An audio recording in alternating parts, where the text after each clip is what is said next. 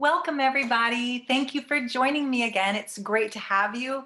I appreciate you. I'm so happy you're here. Today, I want to talk about someone I'm very close to.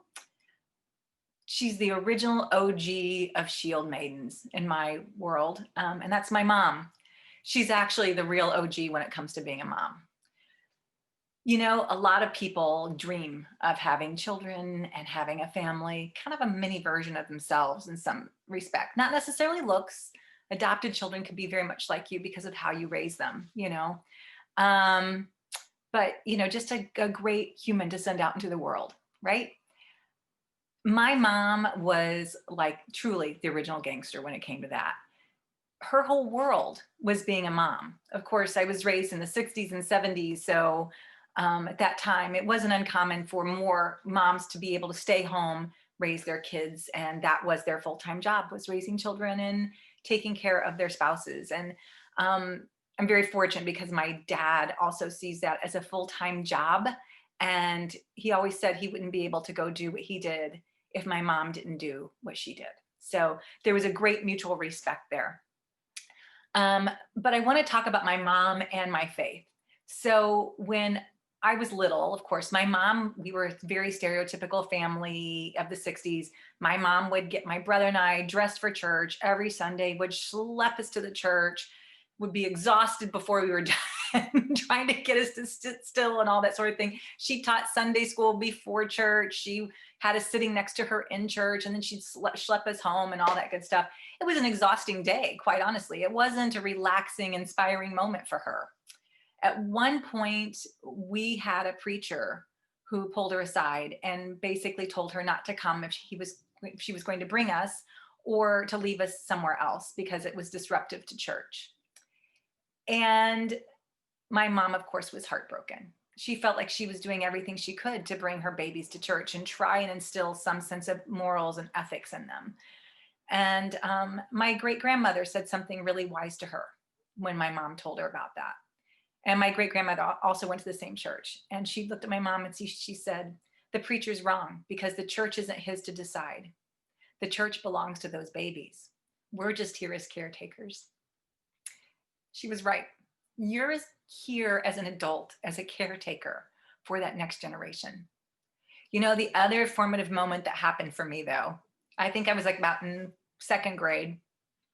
And of course, back then, kids didn't really go to camps and have full-time camps during the summer like they do now. But one of the things we did do was we would go to church camps in the summer, to Bible camps, and to churches that weren't our own even, and experience other faiths. And I grew up Methodist. A friend of mine had a father who was a pastor at a different church, and I was invited to go to that church for Bible camp. So I went. And uh, they immediately pulled me aside and said, "Have you said this prayer and asked to be reborn?" And it was very different than how I had learned about Christianity and what makes a Christian. And I'm like, "No, no, no, I haven't done it." Like, "Well, you have to do this or you're going to go to hell. If you die tonight, you will go to hell unless you've done this." And I'm a little girl. Like, I was in second grade and I was just like scared to death. Oh my God, I'm going to go to hell. So that night, I couldn't sleep. I couldn't sleep. I was just a mess and I was crying. And my mom came. She says, "What's wrong?" And I said, "If I die tonight, I'm going to go to hell. If I die in my sleep because I didn't do it the way this church said I have to do it. And so I can't go to heaven." And my mom very confidently, quickly said, "You go back there tomorrow and tell them you don't get to go to hell because your mom doesn't let you go that far away from home." So, and I believed her. My mom gave me the confidence to walk in my own faith. And she gave me the confidence to stand on my own 2 feet using God's will to do that. And I'm very grateful. You know, for me, though, I was very lucky. I had a mom who decided it was more important to be a parent and not just my best friend. I think so often we are so concerned about being our child's friend, we forget they have those, but you're the only parent they have. So you've got to give them parenting. Parent is an action word, it's not just a title. Um, I think one of the other wisest moments my mom ever did was something that her mother did to her. And as many of you know out there, if you have any preteen or teen girls, especially, at some point your child may scream, "I hate you." And I was taught very quickly that the correct response is, "Good, you're on schedule."